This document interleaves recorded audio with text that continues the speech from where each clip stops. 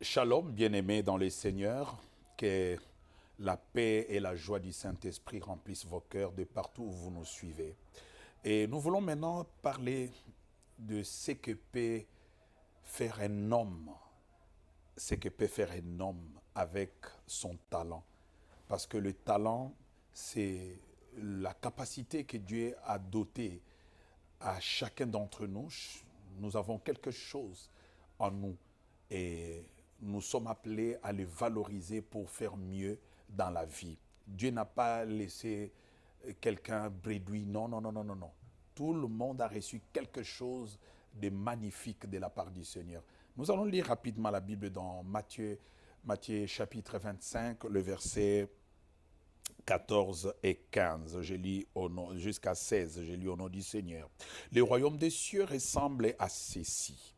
Un homme part en voyage, il appelle ses serviteurs et leur confie ses richesses. Il donne à chacun selon ce qu'il peut faire. Ça, c'est très important. Il donne à chacun selon ce qu'il peut faire. Il donne à l'un 500 pièces d'or, à l'autre 200 et à un troisième 100, et il part. Le serviteur qui a reçu les 500 pièces d'or s'en va tout de suite faire du commerce avec cet argent et il gagne encore 500 pièces d'or. Celui qui a reçu les 200 pièces d'or fait la même chose et il gagne encore 200 pièces d'or. Mais celui qui a reçu les 100 pièces d'or s'en va faire un trou dans la terre et il cache l'argent de son maître. Il cache l'argent de son maître. Bien-aimé, je vais entrer vraiment rapidement dans les vifs du sujet. Il est regrettable de nos jours de voir des gens pleurer. Tu sais, il y a des gens, quand tu rencontres, ils sont là prêts pour insulter les dirigeants politiques, d'insulter leurs parents. Pourquoi je suis né dans telle famille, il ne fallait pas que je vive à Kinshasa, il fallait que je sois dans telle ou telle autre ville. Bien aimé, même si tu étais en Europe, même si tu étais dans le pays de tes rêves, mais si tu as toujours la mentalité d'enterrer ce que Dieu t'a donné, tu n'arriveras jamais à atteindre tes objectifs. Bien-aimé, ce que Dieu t'a donné, Dieu l'a jugé bon pour toi. C'est Dieu qui connaît tes capacités. Dieu ne peut pas te donner la charge qui va t'écraser. Dieu ne peut pas te confier des responsabilités qui vont te faire perdre. Dieu a mis en chacun de nous quelque chose de magnifique qui va faire valoriser sa vie. Et Dieu a doté à chaque nation, à chaque peuple, quelque chose de grand, de magnifique, qui va faire de cette personne ce que le monde attendait de lui.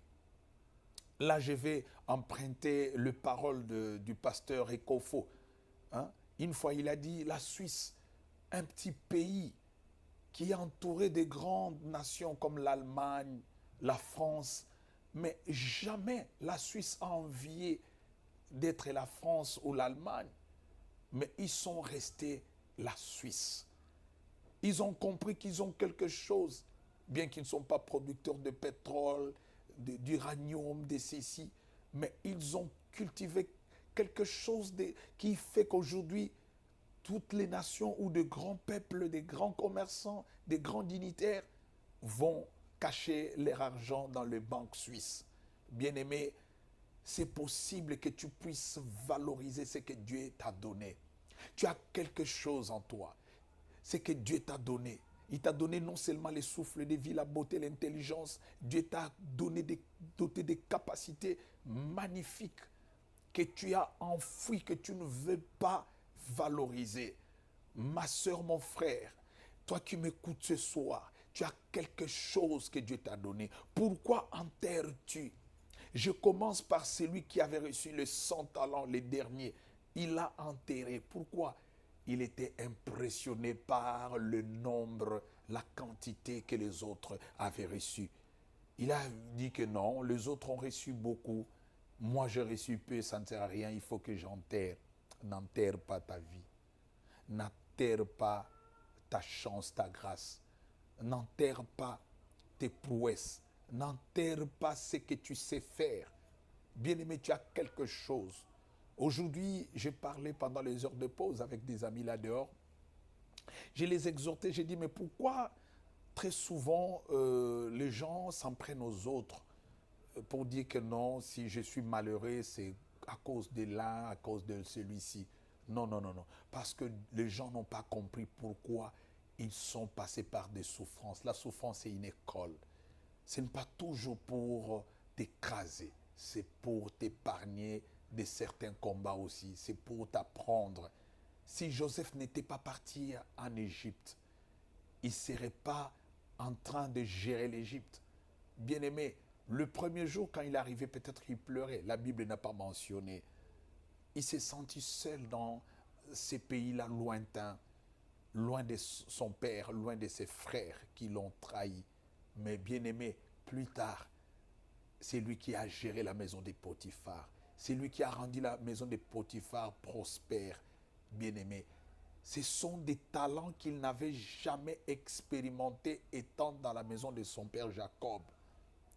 Non.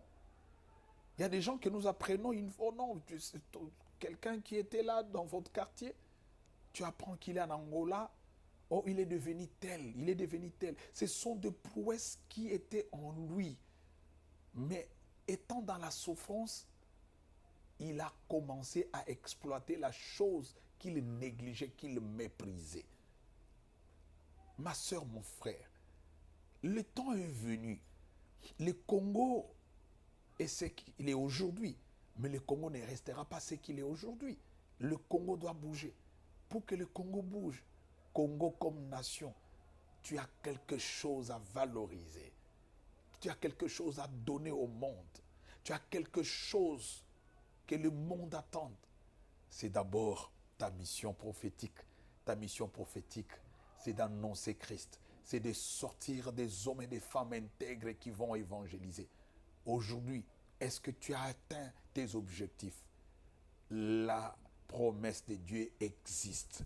La promesse de Dieu est en train de s'accomplir.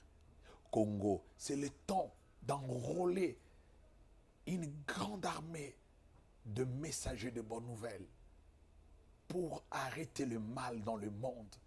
Nous devons évangéliser. Nous devons évangéliser le monde. Bien-aimés, nous avons quelque chose à offrir au-delà des richesses que nous avons. Nous avons Christ. Nous devons présenter le Seigneur. Nous devons présenter ce que nous savons. Je vois les Congolais, ils savent bien adorer Dieu. La Bible dit louer l'Éternel avec les danses. Nous louons bien Dieu avec nos danses. Et nous devons les faire avec esprit, sous l'impulsion de l'esprit. Et nous allons communiquer au monde. Bien-aimés, il y a beaucoup de choses que nous pouvons offrir. Les Congolais sont talentueux. Et nous devons les faire, nos talents, mais les faire avec intégrité. Les faire avec respect, avec crainte de Dieu. Sachant que ce que nous faisons, nous sommes en train de rendre un service à l'Éternel.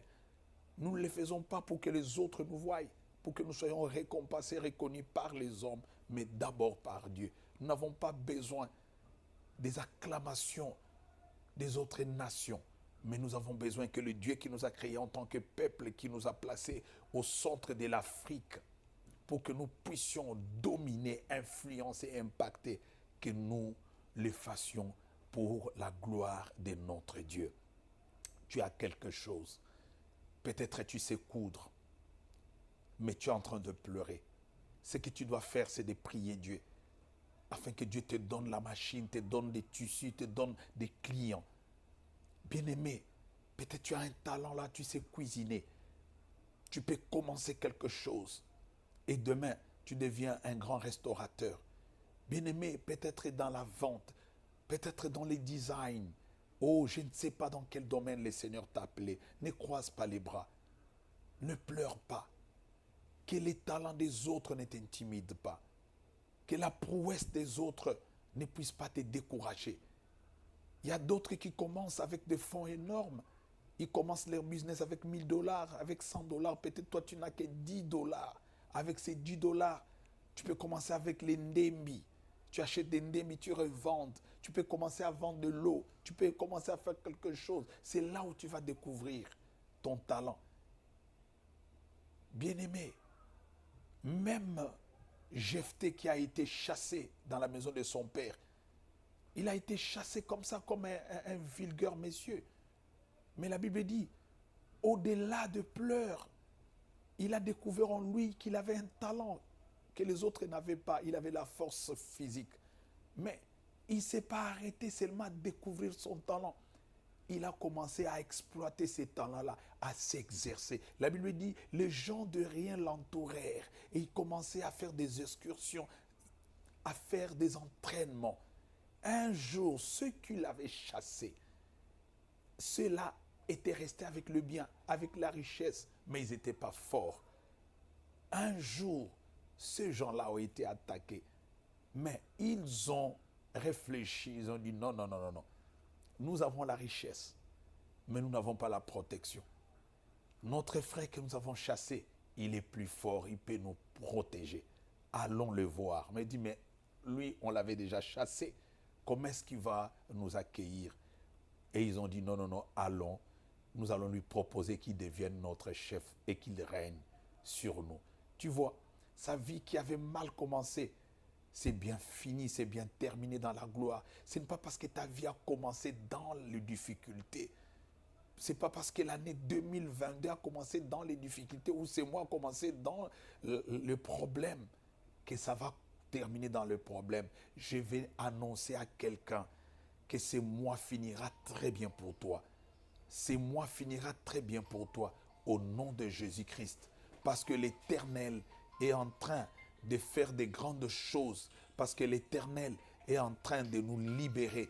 Parce que l'Éternel est en train de nous affranchir. Bien-aimé, tu vas vivre des choses extraordinaires. Dieu, c'est le Dieu de miracles. C'est le Dieu de miracles. Peut-être tu as commencé l'année en prison. Peut-être tu as commencé cette année dans les humiliations terribles.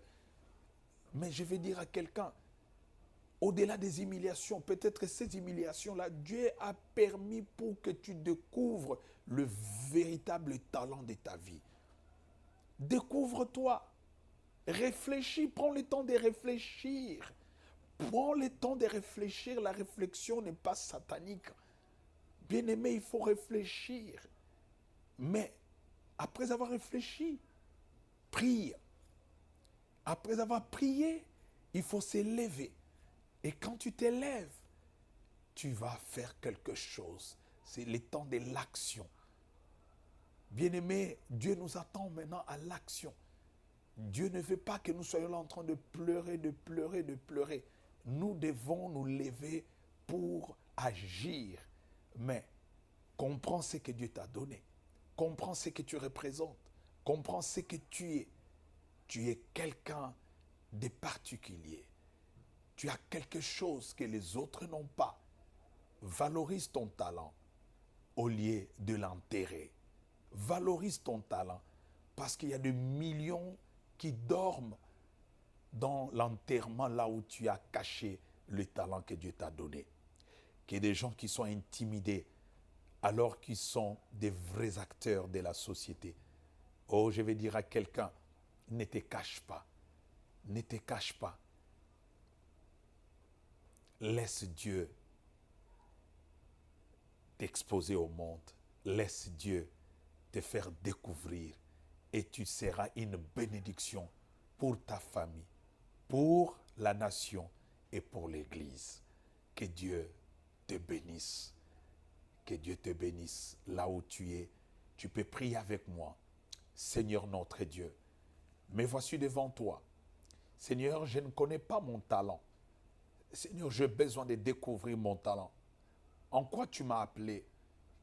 C'est que tu as voulu que je puisse être. Aide-moi à le découvrir, Seigneur. Il n'est jamais trop tard pour celui qui frappe à ta porte. Seigneur, tu as dit quiconque demande reçoit. Yahweh, merci. Parce que lorsque nous crions vers toi, tu écoutes nos prières.